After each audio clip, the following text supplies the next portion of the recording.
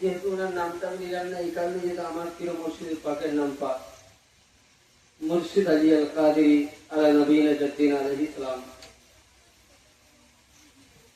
যাই হোক, তিনি অন্তরে আশিকানা আহলে বাইত হয়ে বা আপনাদেরকে উনি আহ্বান করেছেন, তার জন্য তিনাকে অসংখ্য ধন্যবাদ। এবং আজকে আমরা এমনই একটা মহতী অনুষ্ঠান, এমনই একটা মজলিস, এমনই একটা পর্বতে আমরা বসে আছি, যেখানে এক কথায় আপনাদেরকে ছোট্ট করে বলি, আজকে আপনি আমি যে জায়গাটা বসে আছি, এখানে সকলেই কিন্তু আমরা রিয়াজুল জান্নাতেই বসে আছি। কোথায়? রিয়াজুল জান্নাত। কারণ রাসূলের পাক জবানে বলেছেন, যে জায়গাতে আল্লাহ এবং আল্লাহর রাসূল এবং আহলে বাইতের জিকির করা হয়, সেই জায়গাটা যতক্ষণ অবধি জিকির হয় ততক্ষণ অবধি কিন্তু জান্নাতের বাগান হিসাবে পরিচয় হবে কিয়ামতের ময়দানে।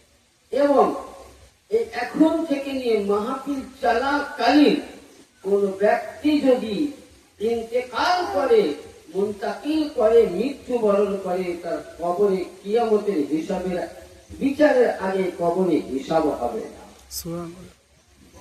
কারণ আমরা আশিকে রাসূল, আশিকে আহলে বাইত, আল্লাহ ভক্ত উপস্থিত হয়ে আছে। যাই হোক, এ মাস চলছে খুবই দুঃখজনক মাস, যেটাকে আমরা মায়ে মুহাররমুল হারাম বলি, খুব মর্যাদা বলি। সংক্ষিপ্ত ছোট্ট ছোট্ট করে শোনাবো দুই একটি কথা। তা পূর্বেই একবার গুম্বাদে খাজরা নবী মুস্তাফা মুহাম্মদুর রাসূলুল্লাহ সাল্লাল্লাহু আলাইহি সাল্লাম পাককে হাজির ও নাজির আহলে বাইত পাককে সামনে রেখে আলে নবী ও নবীর প্রতি ঝুমে ঝুমে দরুদ পড়ুন। আল্লাহুম্মা সাল্লি আলা সাইয়্যিদিনা মাওলানা মুহাম্মদ ওয়া আলা আলি সাইয়্যিদিনা মাওলানা মুহাম্মদ সাল্লাল্লাহু আলাইহি সাল্লাম। আসুন, আমরা হয়তো অনেকে জানি, অনেকে জানি না, এই যে মুহররমুল হারাম মাস কেন পালন করা হয়, এবং ইমামে হুসাইন আলাইহিস সালাম পাকের পরিবারের জন্য 2 মুহররম থেকে পানি কেন বন্ধ করা হয়েছে, আর তিনাদেরকে মদিনায় বা কেন ছাড়তে হলো। যার নানা কুল কায়নাতের মখলুকাতের নবী, যার নানা একটা উদাহরণস্বরূপ, যদি কেউ ভারতের প্রধানমন্ত্রী হয় তো তার নাতির পাওয়ার হবে না? হবে না? বেটার পাওয়ার হবে, প্রচার পাওয়ার হবে, তাই তো? এখন আপনাদের গ্রামের যে এমএলএ আছেন তার ছেলে মেয়ের পাওয়ার হবে না? হ্যাঁ, অবশ্যই হবে। কিন্তু ওই পাওয়ার ওয়ালা মানুষের পরিবারকে যদি আঘাত করে, কিন্তু উনি ছাড়বেন? উনি বদলা নেবেন। কিন্তু লক্ষ্য করুন, জিনার নানা কে সৃষ্টি না করলে দুনিয়া তো দূর কি বাত, আল্লাহ বলছেন আমি যে আল্লাহ, আমি যে খোদা, পৃথিবীর মানুষ জানতো না। यानी খোদার পরে পরে আমার রাসূলের স্থান। আচ্ছা, 2 নাম্বার, তাহলে এহনো পয়গম্বরে আজম নবী পাকের নওয়াসার উপরে এত অত্যাচার করে, অনেক লম্বা ইতিহাস আছে নদীকে। সর্বপ্রথম নবী পাক যখন মসজিদ নববীর মেম্বারে বসে, তখন না পৃথিবী ছিল, কিছুই ছিল না, সিরিফ মক্কাতুল মুকাররমা এবং মদিনা বসে। নবী আমার মক্কা থেকে হিজরত করে 53 বছর থাকার পর উনি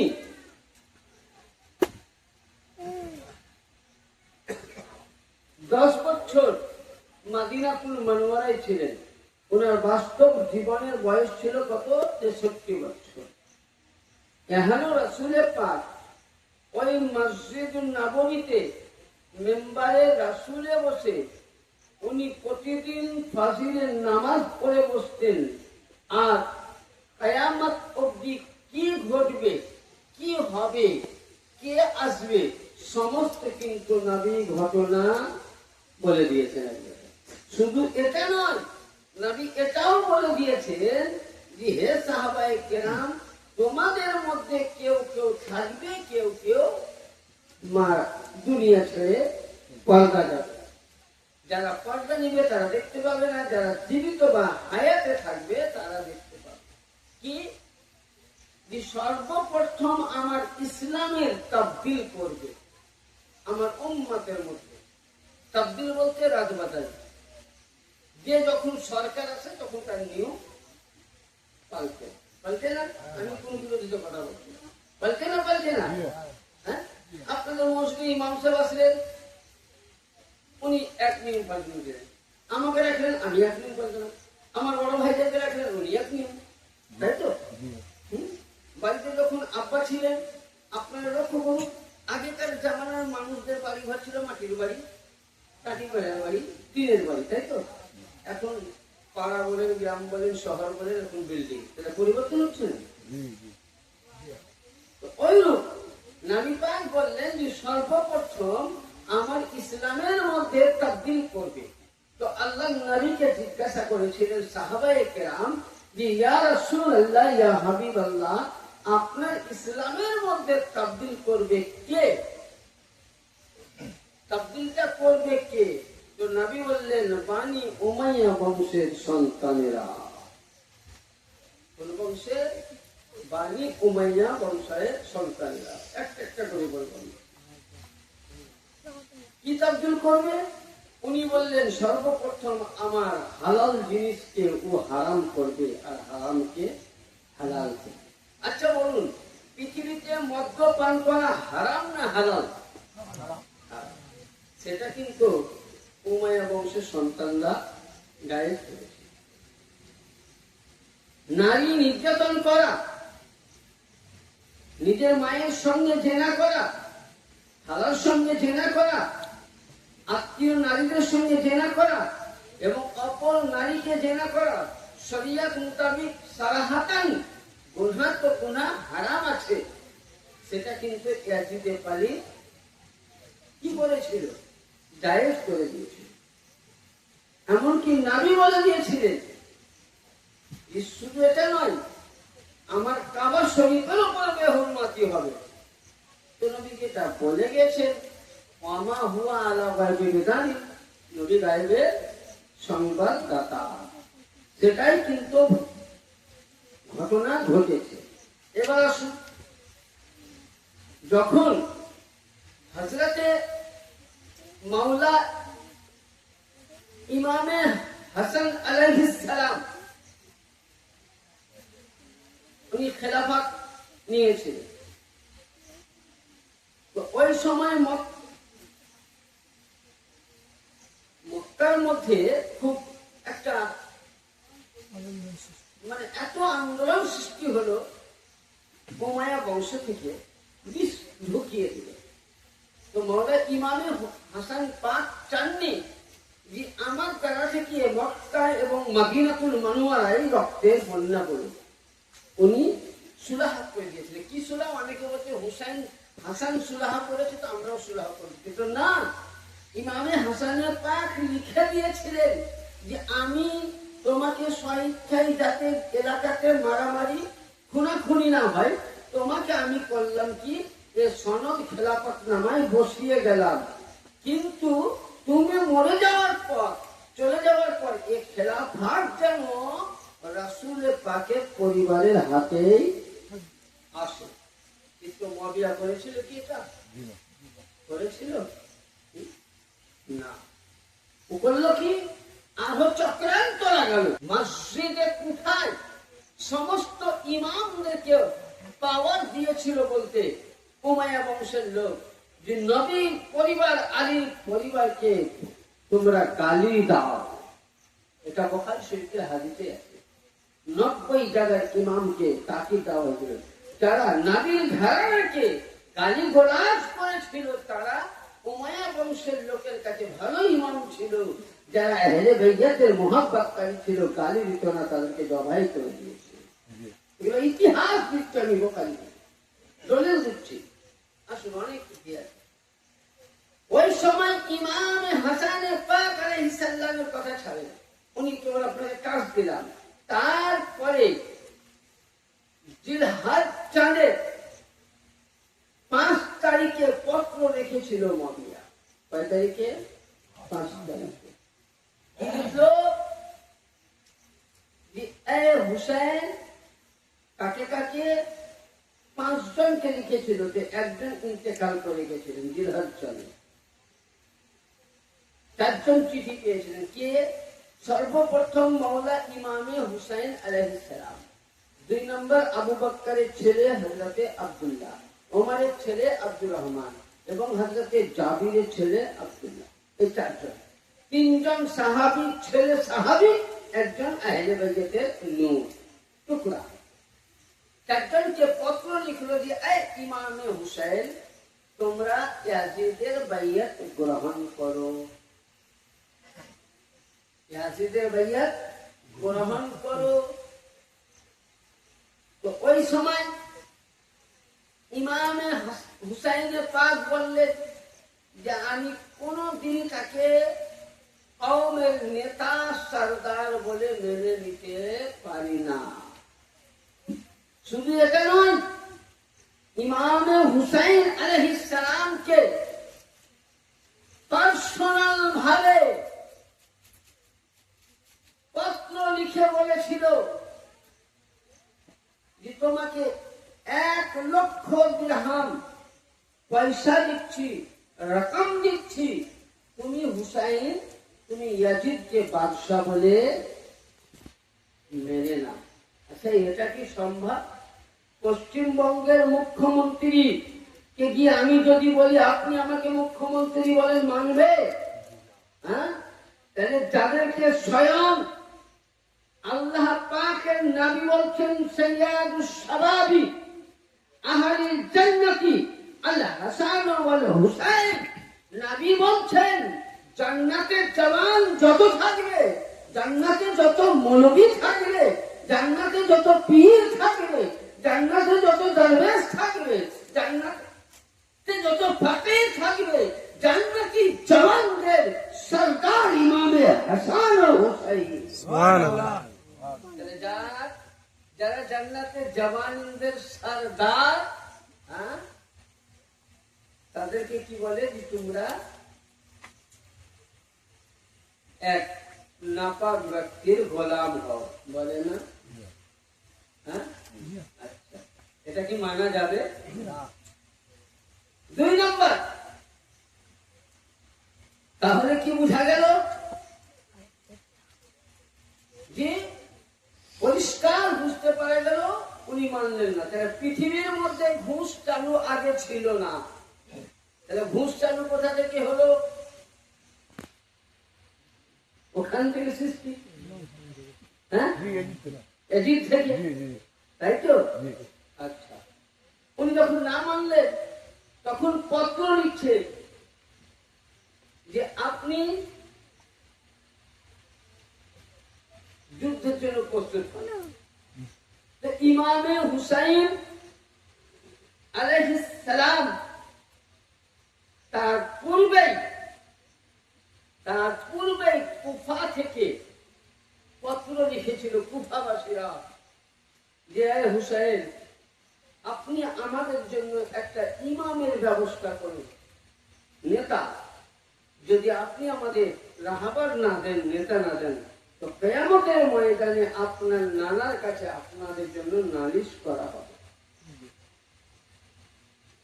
তো ওই সময় ইমামে পাক হযরতে মুসলিম বিন আকিল আলাইহিস সালাম তিনাকে পাঠিয়েছেন।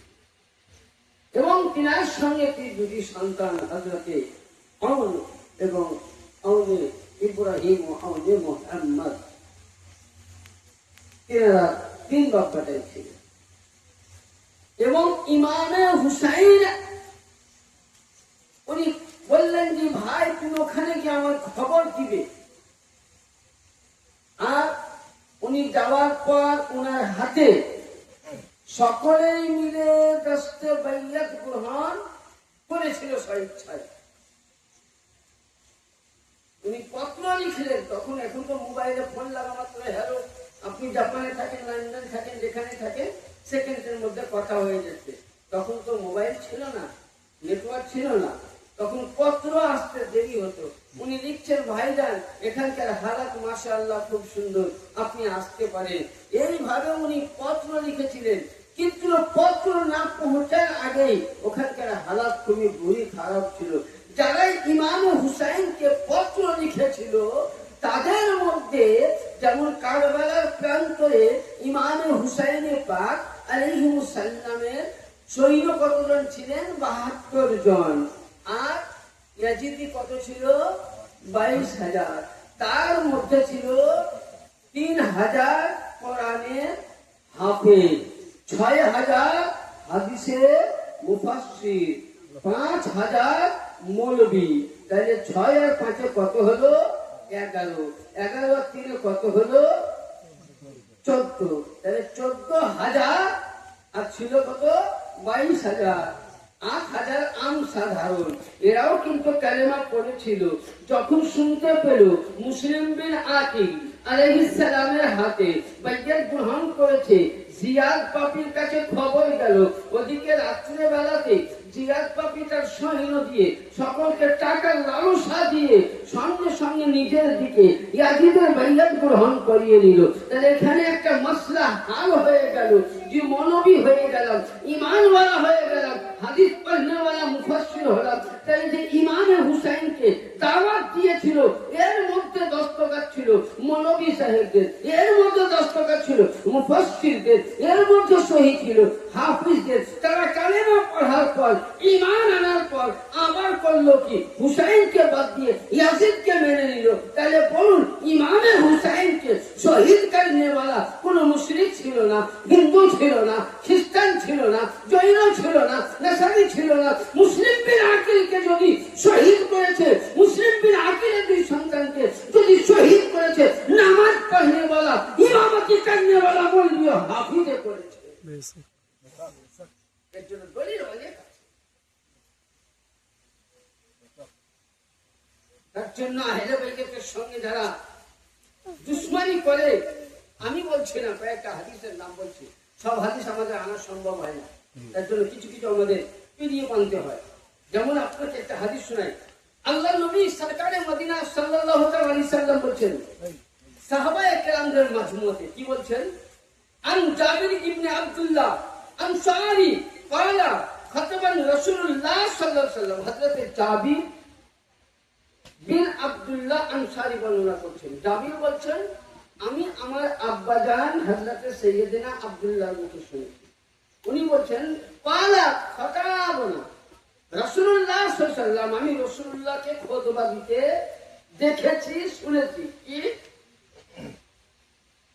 ফাস্তাআতুহু ওয়া হুয়া ইয়াকুল, সমস্ত মানুষের সমগ্র নবী বলছেন ইয়া আইয়ুহান নাস মিন আবগাদুহা আহলি বাইতি হাশারাল্লাহ ইয়াউমাল কিয়ামাতি ইয়ারাউনাহা ফাকুলতু। ইয়ানি ওরা বলতে লাগলেন, নবী পাক বলতেছেন যে কোন ব্যক্তি যদি আমার আহলে বাইতের সঙ্গে দুশমনি করে, আমার ঘরানার সঙ্গে দুশমনি করে, তার হাসর হবে জাহিলের সঙ্গে। তার সঙ্গে? জাহিল মানে মূর্খ।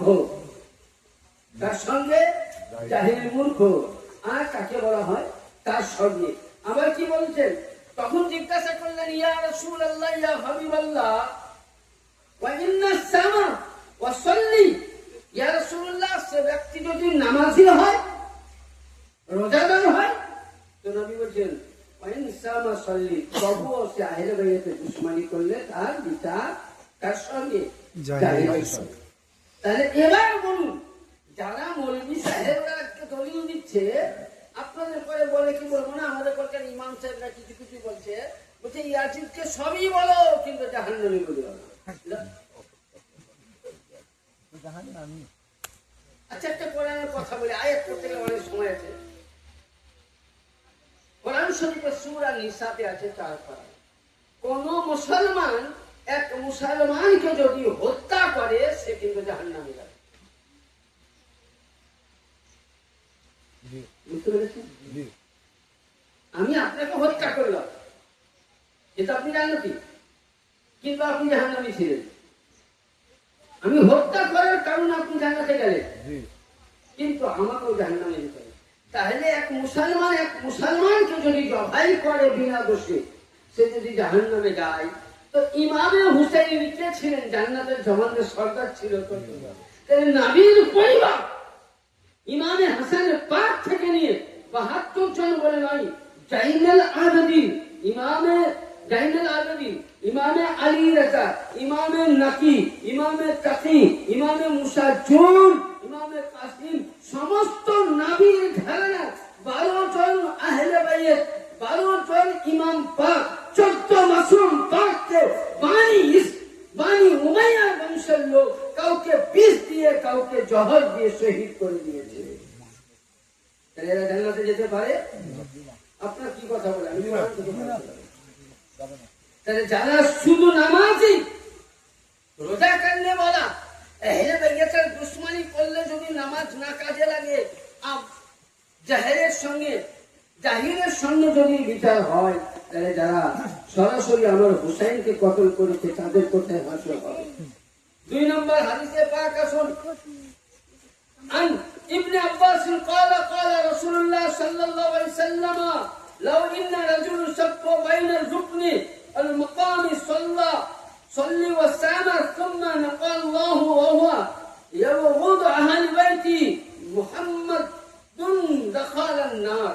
হযরত ইবনে আব্বাস বলছেন যে নবী পাক বলেছেন যে শুনো সাহাবায়ে কেরাম, ইবনে আব্বাস বলছেন কোন ব্যক্তি যদি মাকাম ইব্রাহিম মে দাঁড়িয়ে নামাজ পড়ে, রুকনে কাবাতে দাঁড়িয়ে নামাজ পড়ে আর রোজা রাখে, আর ওর মধ্যে যদি আহলে বাইতের দুশমনি থাকে, আমি মুহাম্মদ বলে গেলাম ফাদাখালান নার, তার জন্য আল্লাহ জাহান্নাম নির্দিষ্ট করে দিয়েছে। এবার বলুন, তাহলে আহলে বাইতের সঙ্গে দুশমনি করলে তার লাগে যদি জাহান্নাম নামাজ কাজে না লাগে, কাবা বাইতুল্লাহ জিয়ারত কাজে না লাগে, মাকামে ইব্রাহিমে নামাজ পড়লে নামাজ কাজে না লাগে, রোজার অবস্থায় মারা গেলে নামাজ রোজা কাজে না লাগে, তাহাজ্জুদ পড়লাম তাহাজ্জুদ যদি কাজে না লাগে, যাকাত দিলাম যাকাত কাজে না লাগে, হজ করলাম হজ যদি কাজে না লাগে, অন্তরে যদি চুল পরিমাণ আহলে বাইতের ইমামে হাসান, ইমামে হুসাইন, আলী ও ফাতিমা, ইমামে জাইনুল আবেদিন, ইমামে বাকরি, ইমামে জাফর, ইমামে সাদিক, ইমামে নাকি, ইমামে তাকি, ইমামে আলী রাজা, ইমামে হাসান মুসান্না, ইমামে মেহেদী আলাইহিস সালাম থেকে নিয়ে 12 ইমাম পাকের উপরে যদি চুল পরিমাণ কাউরির গুস্তাখি থাকে, দুশমনি থাকে, তার সমস্ত ইবাদত বরবাদ জাহান্নামী হয়ে যাবে। হ্যাঁ, তাহলে আহলে বাইতের সঙ্গে দুশমনি করা ভালো না মুহাব্বত করা ভালো? বিচার আপনাদের। আহলে বাইতের মুহাব্বত করতে, আর আহলে বাইতের মুহাব্বত ছাড়া জান্নাত পাওয়া যাবে না। একটা হাদিস শোনায়, হযরতে ওমর নাম শুনেছেন তো? ইনি কে ছিলেন? দ্বিতীয় খলিফা ছিলেন, তাই তো? হ্যাঁ, তো হযরতে ওমরের ছেলের নাম বললাম হযরতে আব্দুল্লাহ।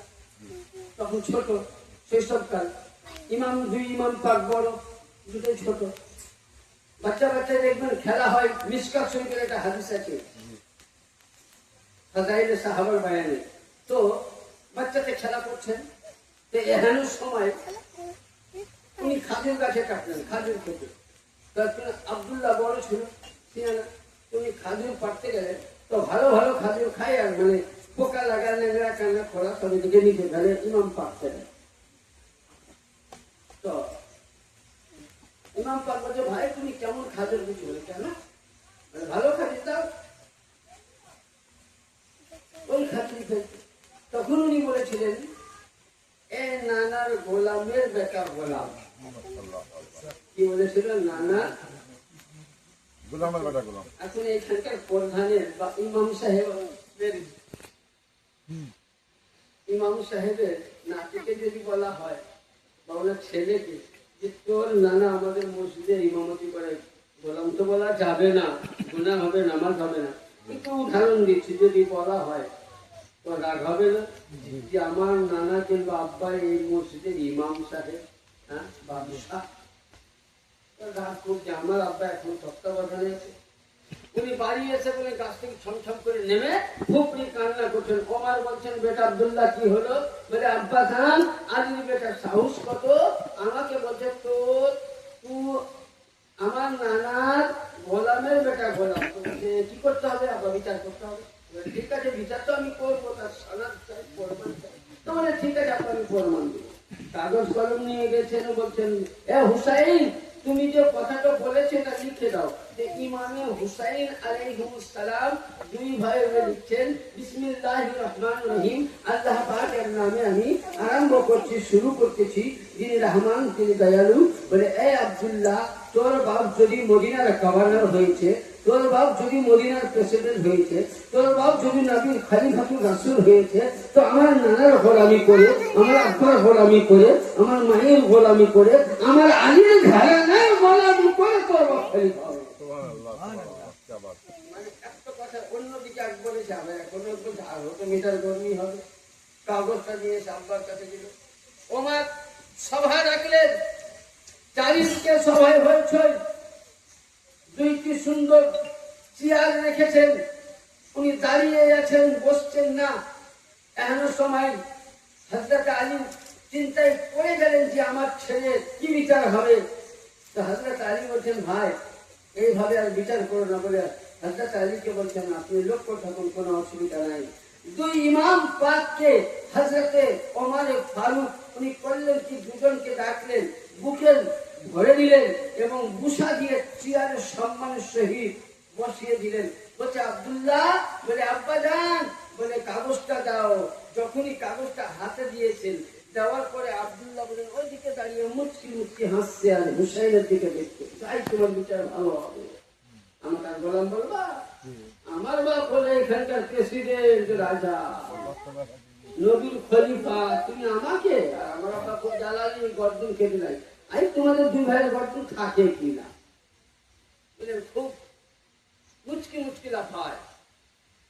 এখনো সময় হযরত ওমর ফারুক, হযরত ওমর করলেন কি কাগজ খানা পড়লেন, পড়ার পরে উনি সঙ্গে সঙ্গে কাগজটাকে নিয়ে এইভাবে চুমো দিয়ে মাথায় নিয়ে বুকের মধ্যে ধরে অঝর নয়নে কান্না করতে লাগলেন।